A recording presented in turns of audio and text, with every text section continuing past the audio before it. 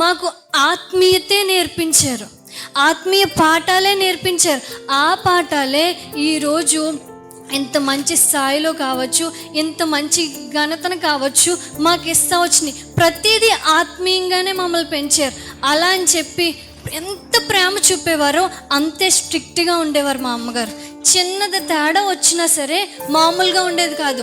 ఎంత అలా అంటే చర్చిలో ఇప్పుడు కూర్చుంటాం కదండి, కూర్చుంటే మనం ఏం చేస్తాం, ఎవరైనా పాస్టర్ గారు వస్తున్నారంటే చప్పలు కొడుతూ వెనక్కి తిరిగి చూస్తాం లేదా? అందరూ వెనక్కి తిరిగి చూసాం అనుకోండి, ఇంటికి వచ్చాక నువ్వెందుకు వెనక్కి తిరుగుతున్నావు, ఎందుకు నవ్వుతున్నావు? చిన్నది దాంట్లో కూడా మనం ఫాల్ట్గా ఉండకూడదు.